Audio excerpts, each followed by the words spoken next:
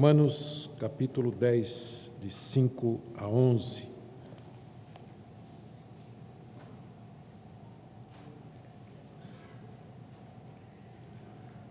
Diz assim a palavra de Deus, palavras do apóstolo Paulo.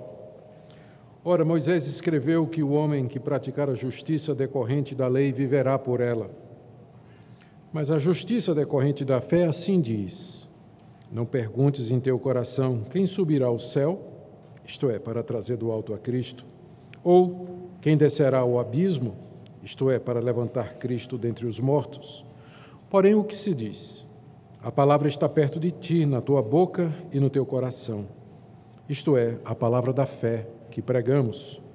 Se com tua boca confessares Jesus como Senhor e em teu coração creres que Deus o ressuscitou dentre os mortos, serás salvo. Porque com o coração se crê para a justiça e com a boca se confessa a respeito da salvação. Porquanto a Escritura diz: todo aquele que nele crê não será confundido. Até aqui, queridos, a leitura da palavra de Deus. Vamos pedir que o Espírito Santo nos conduza na compreensão dos ensinamentos de Deus aqui na sua palavra. Pedimos, nosso Deus, que teu Espírito Santo nos conduza na compreensão do que foi escrito pelo teu apóstolo inspirado, o apóstolo Paulo, que as palavras que ele aqui grafou sejam tornadas vivas e relevantes para nós, mediante a iluminação do nosso Mestre, o Espírito Santo. Pedimos, Pai, que cada um de nós nessa noite seja iluminado por ele e receba exortação, encorajamento, conforto, esclarecimento, tudo de acordo com a necessidade que o Senhor conhece tão bem. É o que nós pedimos em nome de Jesus. Amém. Queridos, nós estamos na quarta parte da carta aos Romanos. Na primeira parte, nós vimos como o apóstolo Paulo fala a respeito da perdição de toda a raça humana, não somente os gentios, os pagãos, que nunca ouviram o Evangelho, mas os próprios judeus que receberam a lei de Deus, todos estão debaixo de condenação, porque não conseguem seguir a luz que receberam de Deus. Os gentios, a luz da natureza e da consciência; os judeus, além dessas duas, também a luz da revelação escrita, a Bíblia. Paulo fala disso nos capítulos de 1 a 3. Em seguida, Paulo, nos capítulos, metade do capítulo 3 até os 5, ele fala de como Deus, mediante a fé em Jesus Cristo, justifica plenamente quer judeus, quer gentios.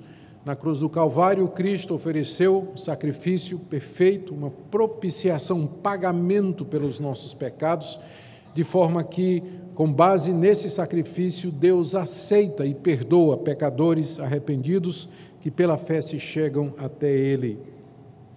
Isso Paulo fala nos capítulos 3 a 5, como dissemos. De 6 a 8, Paulo fala de que maneira, então, esses pecadores que foram justificados gratuitamente pela fé em Cristo Jesus devem viver nesse mundo.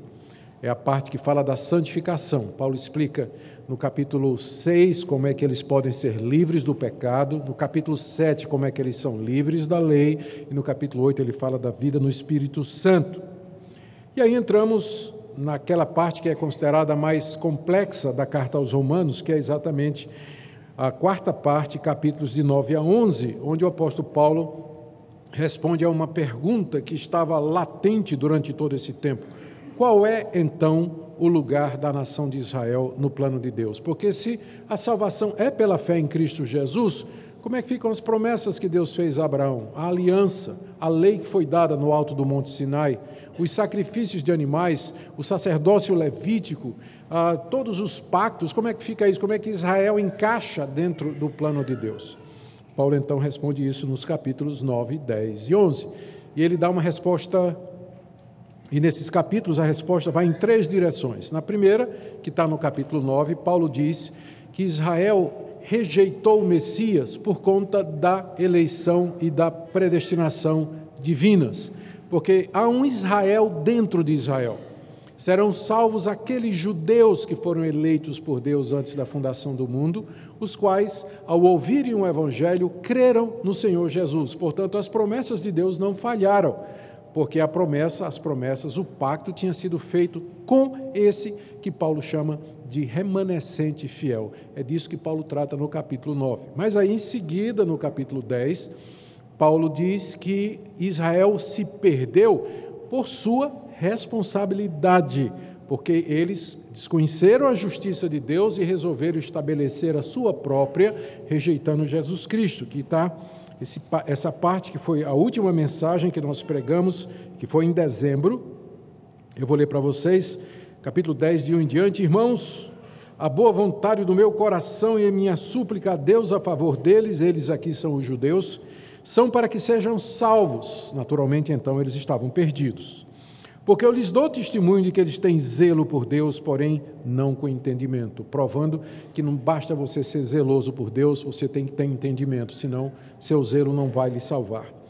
Porquanto, desconhecendo a justiça de Deus, ou seja, a maneira como Deus justifica o pecador, e procurando estabelecer a sua própria justiça, os judeus não se sujeitaram à justiça que vem de Deus. E que justiça é essa? Verso 4. Porque o fim da lei que Deus deu a Moisés é Cristo, para a justiça de todo aquele que crê. Ou seja, nesses versículos o apóstolo Paulo explicou o porquê que a nação de Israel rejeitou o Messias, Jesus Cristo.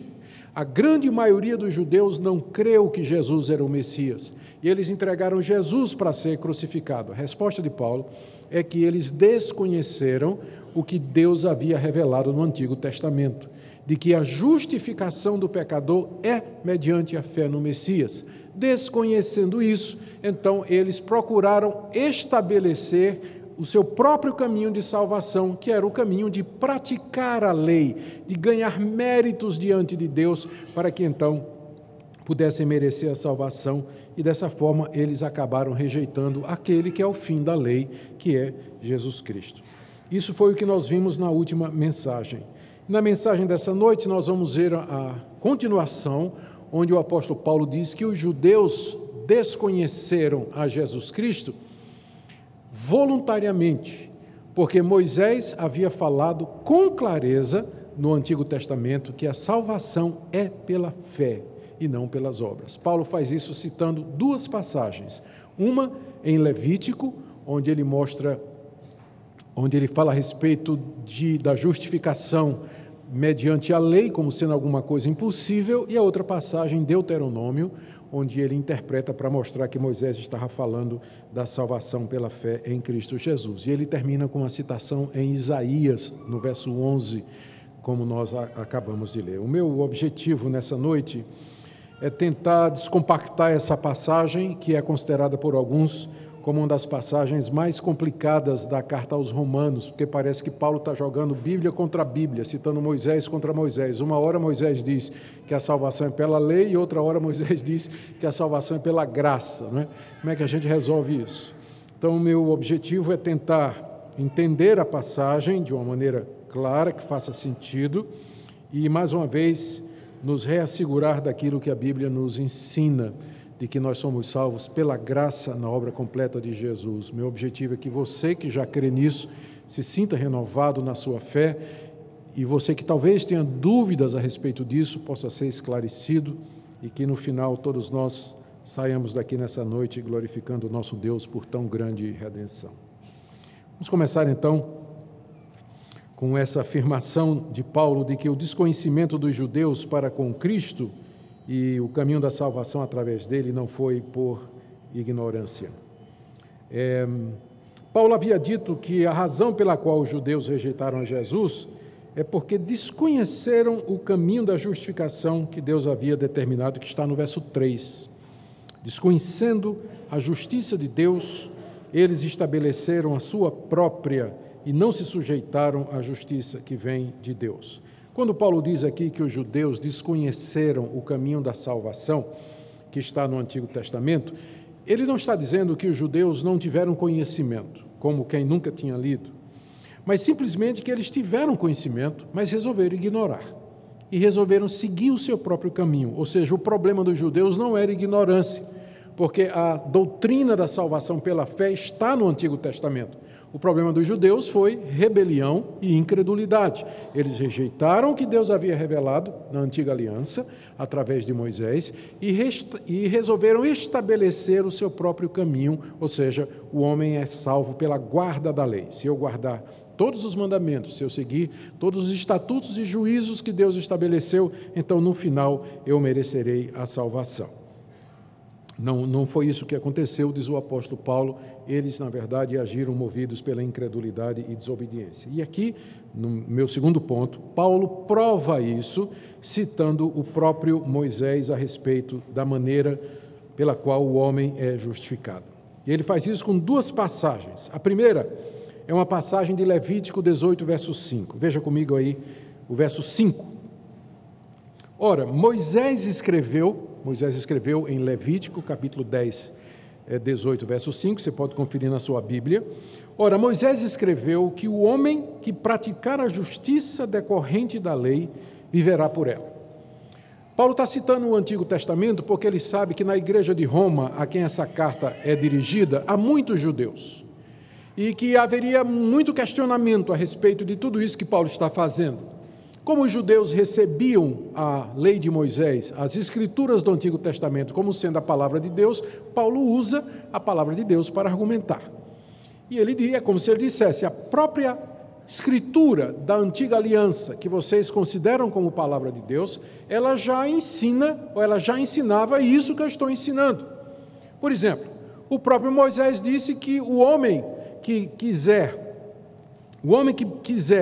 praticar a justiça que vem da lei, vai viver por ela. Como Paulo está interpretando essa passagem? Essa passagem diz literalmente, lá em Levítico 18:5, os meus estatutos e os meus juízos guardareis. Isso é Deus falando para Israel. Cumprindo-os, ou seja, se alguém os cumprir, viverá por eles. Eu sou o Senhor. Então o judeu entendeu que com isso Deus estava dizendo que o caminho da vida eterna e da vida no reino messiânico era mediante a guarda dos estatutos e dos mandamentos. Então, por isso os judeus achavam que guardar a lei levava para Deus. Mas não era isso que Moisés estava dizendo. Moisés está dizendo o seguinte, os estatutos de Deus estão aqui. Se você entender que você deve cumpri-los, então você vai viver por isso. Essa vai ser a regra pela qual Deus vai lhe julgar. Você vai ter que se comportar e se conduzir por esses mandamentos. E no final o julgamento vai ser por eles. Ou seja, Moisés não estava dizendo que o homem pode ser justo mediante a guarda da lei. Ele está dizendo que se você seguir esse caminho, a sua vida toda será examinada e julgada por isso. Ele estava levantando essa possibilidade. É isso que Paulo está dizendo aqui. Aqui no verso 5 de Romanos 10. Moisés escreveu que o homem que praticar a justiça decorrente da lei viverá por ela. Viver no sentido de se comportar, de se conduzir e finalmente ser julgado por ela. E o resultado será o quê? Condenação, porque a lei não foi dada para que o homem fosse salvo. Mas a lei foi dada para mostrar que o homem precisa de Salvador, precisa de santificação. Depois de explicar essa passagem, o apóstolo Paulo agora cita mais uma passagem de Moisés. Lembrando que os judeus tinham Moisés como sendo o portador das palavras de Deus. Se Paulo puder provar em Moisés o que ele está dizendo, os judeus então não teriam o que dizer. Paulo aqui então cita as palavras de Moisés em Deuteronômio 30, de 11 a 14. Está no verso 6 até o verso 8. A passagem literalmente diz o seguinte, eu vou ler para vocês. Deuteronômio 30, de 11 a 14. Isso aqui é Deus falando à nação de Israel através de Moisés.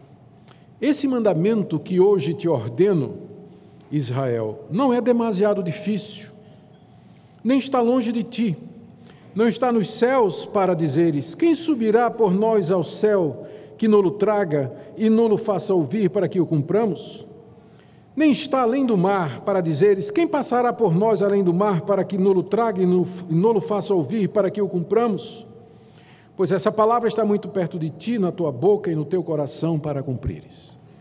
O que é que Moisés, à primeira vista, estava dizendo? Ele estava dizendo à nação de Israel o seguinte, esses mandamentos, os 10 mandamentos, as leis cerimoniais, as leis referentes ao sacrifício, a legislação civil e todo aquele conjunto de leis que compõem a legislação mosaica, Moisés diz para o povo: essas leis que vocês estão recebendo, elas não são difíceis, elas não estão longe de vocês, elas não são tão incompreensíveis e tão complicadas que você tem que perguntar: quem é que vai subir lá no céu e trazer essa lei para cá, para que eu ouça e para que eu entenda? Você não precisa também dizer: quem é que vai atravessar o mar lá do outro lado para trazer a lei para perto de mim, para que eu ouça, entenda e cumpra? Você não precisa dizer isso. Por quê? Porque a lei, na verdade, ela está perto de você, ela está na sua boca e no seu coração. Então, os judeus pegaram essa passagem e disseram assim: então Moisés está dizendo que nós podemos guardar a lei, e que é fácil, que é possível guardar a lei de Deus. Então, os judeus se fortaleceram com essa interpretação, e o judaísmo do segundo templo, o farisaísmo, na época de Jesus, ensinava que o homem era salvo pela guarda da lei, inclusive citando passagens como essa de Deuteronômio, onde Moisés parece estar dizendo que é fácil guardar a lei, não é uma coisa tão impossível como ir lá no alto dos céus, e nem tão distante como ir na profundeza do mar, mas é alguma coisa que está perto de nós, portanto, é perfeitamente factível, nós podemos fazer. Essa era a interpretação corrente na época de Paulo entre os judeus para justificar que o homem se salva pela obediência. Mas aí Paulo dá a interpretação da passagem. E a interpretação é surpreendente. Ele diz que quando Moisés fala: não pergunte no seu coração quem é que vai subir ao alto para trazer a lei para que eu ouça e entenda. O que Moisés está dizendo é: quem é que vai subir ao alto para trazer a Jesus Cristo? Porque Cristo é o final da lei, Ele é o objetivo da lei, Ele é aquele que cumpre a lei.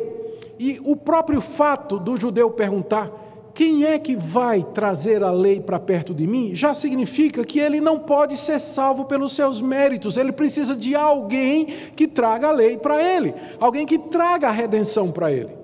Então, na hora que Moisés diz: não pergunte quem é que vai trazer do alto a lei para que eu possa ouvir, compreender e praticar, Paulo está dizendo, ele está simplesmente falando a respeito de Jesus Cristo. Era como se, é como ele diz aqui, isto é, não pergunte no seu coração quem é que vai subir ao céu para trazer Cristo. A resposta é: você não precisa fazer essa pergunta, porque Deus já mandou Jesus Cristo, Ele já desceu do céu à terra, Ele nasceu no ventre da Virgem Maria, Ele encarnou, Ele se tornou um de nós, Ele está entre nós, viveu a nossa vida como um de nós, como participante da raça humana. Então, essa questão já foi resolvida, e não foi você que resolveu, não foi por suas obras. Da mesma forma, não pergunte quem é que vai ir no fundo do abismo para trazer a lei, isto é, trazer Cristo de entre os mortos, porque Ele já ressuscitou depois de ter morrido pelos seus pecados, de ter sofrido na cruz do Calvário.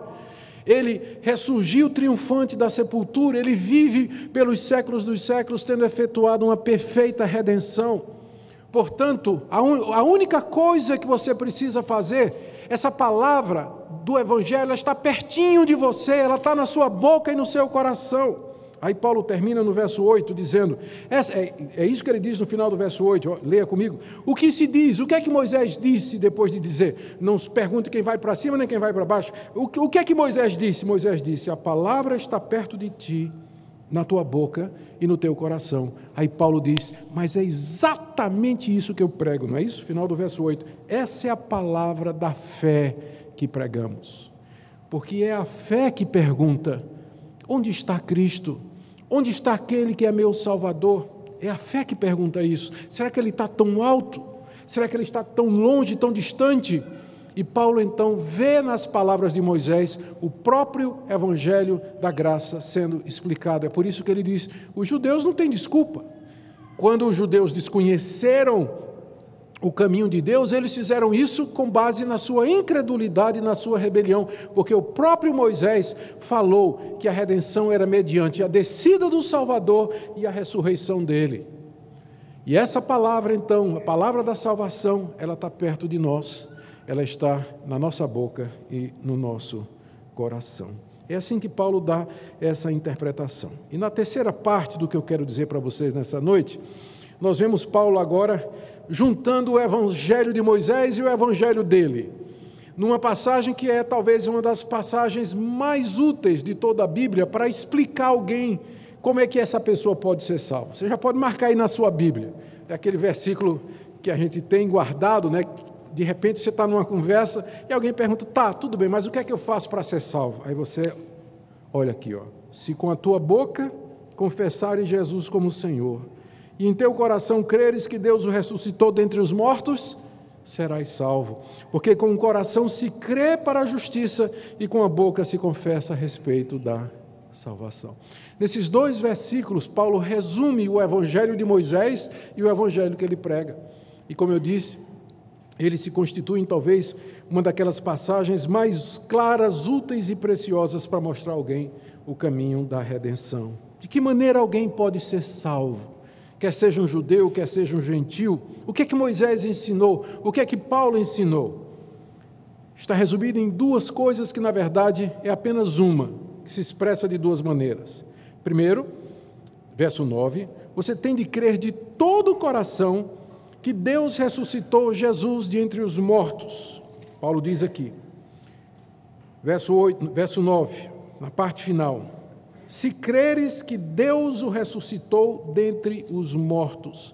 E no verso 10, com o coração se crê para a justiça. Você tem de crer com o coração que Deus ressuscitou Jesus Cristo dentre os mortos. Você deve crer que Deus fez Jesus Cristo reviver depois de ter ficado morto pelo período de 3 dias após ter sofrido na cruz. Meus irmãos, nós não vemos mortos ressuscitar, mortos não ressuscitam. Mortos não ressuscitam, nós não vemos isso acontecer, ninguém vê isso acontecer, porque mortos não ressuscitam. Mas a condição para que você seja cristão e para que você seja salvo é que Deus fez uma exceção há 2000 anos atrás, quando Ele fez Jesus de Nazaré viver outra vez, depois de ter passado 3 dias morto e sepultado. Se você não crê nisso de coração, você não pode ser cristão e, muito menos, mais importante, você não pode ser salvo. Quando ele fala crer de coração, significa crer sinceramente, sem sombra de dúvida. O coração aqui representa o que nós somos por dentro. Crer com todas as veras da sua alma, com todo o seu intelecto, com toda a sua vontade, com tudo que você é. É a verdade mais fundamental da sua vida, que Deus ressuscitou Jesus de Nazaré daquela sepultura lá em Jerusalém há 2000 anos atrás. Esse é o princípio fundamental do cristianismo. Se você tirar isso do cristianismo, ele vira uma religião moralista, de ética, de boa vontade para com o próximo, fazer o bem para todo mundo, salve as baleias, salve a mata amazônica e por aí vai. É isso que faz o cristianismo diferente de todas as outras religiões, porque é baseado num milagre único de Deus há 2000 anos atrás, que Ele trouxe aquele carpinteiro à vida. Você crê nisso? De todo o coração, sinceramente, no fundo da sua alma. Essa é a primeira coisa que Paulo diz. Significa, não somente que crê que Deus o ressuscitou dentre os mortos, mas que Ele vive. Porque Ele não ressuscitou para morrer de novo, como outras ressurreições aconteceram na Bíblia. E a diferença entre a ressurreição de Cristo e a de Lázaro, por exemplo, é que Lázaro morreu de novo. Por isso que a ressurreição de Cristo é um milagre único, exclusivo, não tem nenhum igual a Ele, porque Ele ressuscitou para viver eternamente. Então, quando você diz, eu creio que Jesus ressuscitou, você está dizendo, eu creio que Ele está vivo hoje, aqui e agora, e que Ele está assentado no trono do universo e que tem todo o poder no céu e na terra. É isso que significa. E aí tem o outro lado disso, é o outro lado da mesma moeda, como resultado inseparável e inevitável, vem a confissão pública de que Jesus Cristo é Senhor. Veja como as duas coisas estão ligadas. Verso 9, se com tua boca confessares Jesus como Senhor, e em teu coração creres que Deus o ressuscitou dentre os mortos, serás salvo. São as duas coisas, o crer no coração e o confessar com a boca. Mesma coisa quando chega no verso 10, porque com o coração se crê para a justiça, ou seja, com o coração você crê para ser justificado, e com a boca você confessa a respeito da salvação que você recebeu. As duas coisas andam juntas, crer com o coração e confessar com a boca. Por quê? Porque a boca fala do que está cheio o coração. Jesus é Senhor é a confissão mais básica e fundamental de todo o Novo Testamento. Hoje em dia, essa expressão, para nós, ela perdeu o sentido. Jesus é Senhor. O que é um Senhor? Eu cresci chamando meu pai de Senhor e minha mãe de Senhora. Ensinei meus filhos a fazer a mesma coisa. Hoje em dia, eu acho estranho quando eu vejo um moleque dizer para papai, você. Cada um cria os filhos como quiser, estou apenas dizendo que eu estranho. Né? Você cria o seu filho do jeito que você quiser, mas eu estou dizendo eu estranho. A palavra Senhor, ela perdeu esse sentido na cultura ocidental moderna. Mas na cultura do Antigo Oriente, a palavra Kyrios, que é a palavra Senhor, significava alguma coisa muito poderosa. Era o nome que se dava ao César, era o título do César, que se considerava filho de Deus e dominador de todo o mundo. Na Bíblia grega do Antigo Testamento, mais de 100 vezes a palavra Kyrios é a tradução da palavra hebraica Yahweh, que é o nome inefável de Deus. Dizer que Jesus Cristo é Kyrios, Senhor, tinha um significado muito poderoso. Significava dizer que ele não somente era Deus, mas que ele estava acima do César. Era a maior autoridade existente, não havia outro nome acima do nome dele. E ao dizer Jesus Cristo é Senhor, você estava dizendo, eu me submeto a Ele, Ele é o dono da minha vida, eu vou viver para servi-lo, vou viver para obedecer à sua vontade. Era uma confissão de discipulado, de obediência, de compromisso público com Jesus Cristo. Essas duas coisas andam juntas. Crer com o coração e confessar com a boca. Você não pode separar essas duas coisas. Quem de coração crê que Deus ressuscitou Jesus dentre os mortos, ele não vai conseguir ficar calado. Ele vai confessar com a boca, ele vai dizer, Jesus é Senhor, Ele vive. Ele é o meu Deus, Ele é Senhor de tudo e de todos, tem toda a autoridade no céu e na terra, e eu me submeto completamente a Ele. E Paulo confirma isso no verso 11 com uma passagem, mais uma, do Antigo Testamento, Isaías 28:16. Ele diz assim, porquanto a Escritura diz, e aí ele cita Isaías, todo aquele que nele crê não será confundido. Deus já havia deixado, através de Isaías, essa palavra. Todo aquele que nele, ele aqui é o Messias de quem Isaías está falando. Todo aquele que nele crê no Messias Jesus Cristo, esse não será confundido. Confundido significa não será frustrado, não ficará confuso, não fugirá amedrontado, não ficará aterrorizado, incerto, mas não terá os seus sonhos desfeitos, mas ao contrário, será assegurado da vida eterna e no dia do juízo será justificado diante de Deus e entrará no reino do Messias e viverá o shalom eterno com ele. Jamais será confundido aquele que crê em Jesus Cristo no seu coração, que Ele é o Senhor ressurreto dentre os mortos e confessa isso com a boca. Queridos, o que é que nós podemos aprender dessa passagem tão rica e impossível de destrinchar, talvez, com uma única mensagem? Primeira lição que eu queria tirar nessa noite é que a salvação sempre foi do mesmo jeito, antes de Cristo e depois de Cristo. Deus não tem dois métodos de salvação, Deus não tem dois povos. Alguns acham que Deus que tem Israel e tem a igreja como plano B. Deus nunca teve plano B, Deus sempre teve um único povo, que foi salvo sempre da mesma maneira. O evangelho sempre foi um, o evangelho de Moisés é igual ao evangelho de Paulo. Veja como Paulo diz aqui, é isso que nós pregamos, isso que Moisés ensinou, é isso que nós estamos pregando aqui. Há uma unidade entre o Antigo e o Novo Testamentos. Há um só povo. Nós fazemos parte de um povo antigo. A igreja não começou em Pentecostes, como às vezes nós dizemos. Em Pentecostes nós temos a etapa pentecostal da igreja com a presença do Espírito Santo em todo o povo de Deus, mas sempre foi uma igreja, um povo só.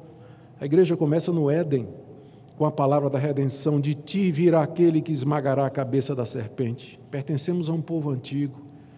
Nós não estamos aqui de ontem. Nós somos a religião mais antiga de todo o planeta. Perdemos alguns segundos para a religião das obras, que foi aquela inventada por Caim. Quer dizer, ela vem em segundo lugar, não é? Religião das obras. Mas esse é o nosso povo a que nós pertencemos pela graça de Deus. Sempre foi um povo, uma salvação, um Messias, uma mesma fé, como Paulo afirma em Efésios capítulo 4. Segunda coisa que nós podemos aprender aqui é a unidade entre os dois testamentos. O Novo Testamento se esconde no Velho, e o Velho só pode ser compreendido à luz do Novo. Se você lê o Antigo Testamento sem o pressuposto de Cristo, você vai ter a mesma leitura dos judeus.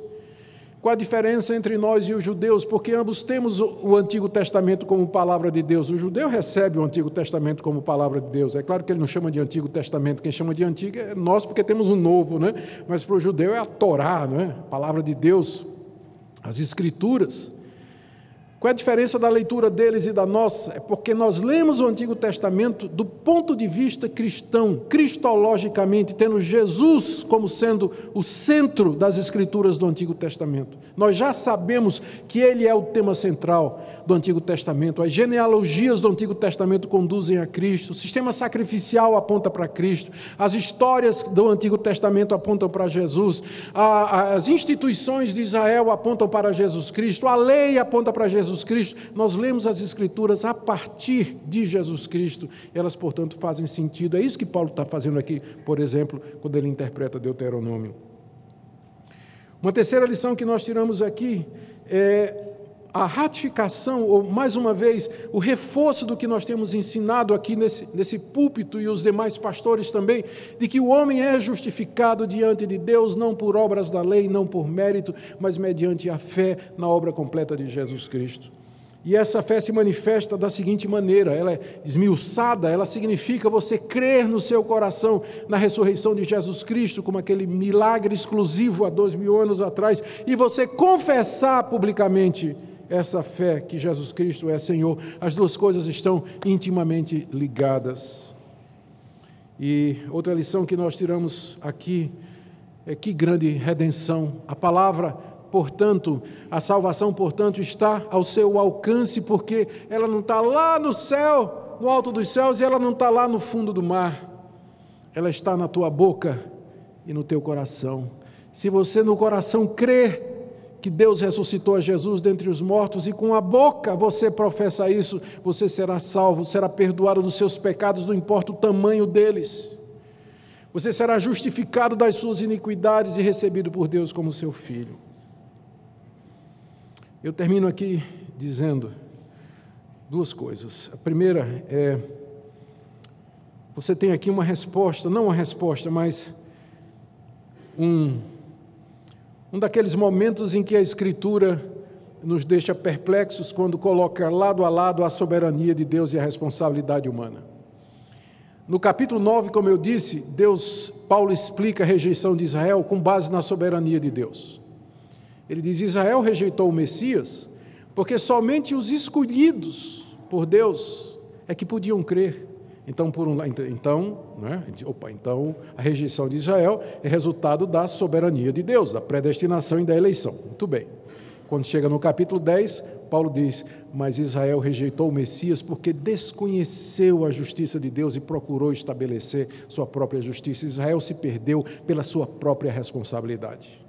E aqui você tem a resposta para aquela pergunta que todo reformado faz, especialmente vocês que estão conhecendo a fé reformada agora. Como é que eu reconcilio a soberania de Deus com a responsabilidade humana? Eu vou dar a resposta de Spurgeon: a gente não reconcilia amigos. Quem precisa de reconciliação são inimigos, mas na Bíblia a soberania de Deus não é inimiga da responsabilidade humana. As duas coisas andam juntas, como os dois trilhos de um trem que caminham lado a lado, nunca se tocam, a não ser lá no infinito. Lá na eternidade eu vou saber como é que a responsabilidade de Deus, a soberania de Deus e a responsabilidade humana se cruzam, mas por enquanto eu olho e vejo dois trilhos. A Bíblia ensina com clareza, Romanos 9, a soberania de Deus. São salvos aqueles que Deus escolheu, e ensina com a mesma clareza a responsabilidade do homem. Se você crer no coração e você confessar com a boca, você vai ser salvo. As duas coisas andam juntas, e o que Deus uniu, o homem não separe. Não procure negar um lado ou o outro para tentar resolver a equação, porque não vai resolver. Você tem que manter as duas coisas juntas e conviver com elas. E é maravilhoso, garanto a você que funciona. Quando eu estou de joelhos, é tudo Deus. Senhor, salva meu vizinho. Senhor, salva meu filho. Senhor, salva meu amigo. E eu me levanto e vou evangelizar meu filho, meu vizinho e o meu amigo. As coisas andam juntas, como Paulo mostra aqui. Capítulo 9, Israel se perde por conta da soberania de Deus. Capítulo 10, Israel se perde por conta da sua própria responsabilidade. Capítulo 9, somente aqueles que Deus escolheu vai ser salvo. Capítulo 10, se você crer e você confessar, você vai ser salvo. Essa é a resposta da Escritura, mantendo juntas essas coisas. A última coisa que eu quero dizer é que você não pode separar a confissão do coração crente. As duas coisas andam juntas. Às vezes as pessoas pensam assim: eu sou crente, mas eu vou guardar isso para mim.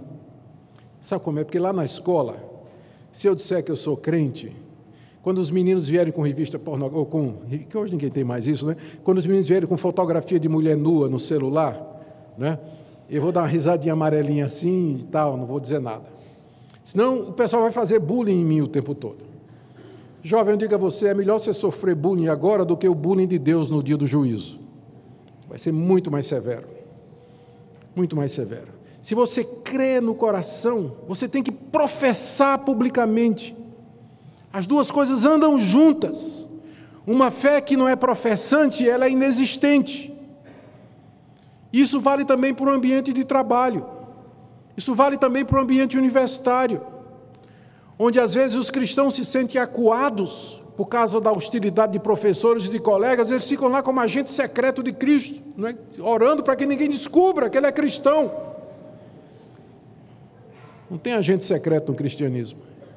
Tem corações que professam publicamente que Jesus Cristo é Senhor. Eu sei que às vezes isso é difícil, vamos precisar de sabedoria.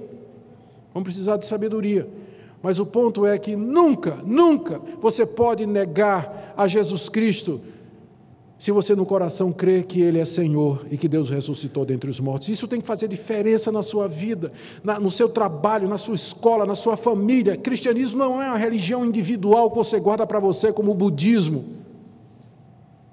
ou como autoajuda, mas é uma religião confessante. Ela é pública, ela compromete aquele que diz que crê. Ela exige um compromisso.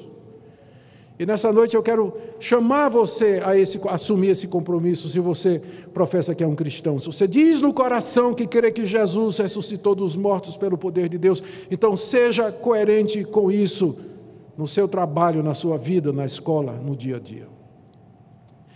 Que Deus nos ajude, irmãos, a sermos uma igreja confessante, firme, sem temor. Nesse exato momento, nessa mesma ocasião, há centenas de irmãos nossos que estão sendo perseguidos, mortos, assediados pela polícia, perdendo os seus bens, exatamente porque eles não têm receio, nesses países fechados para o Evangelho, de professar Jesus Cristo.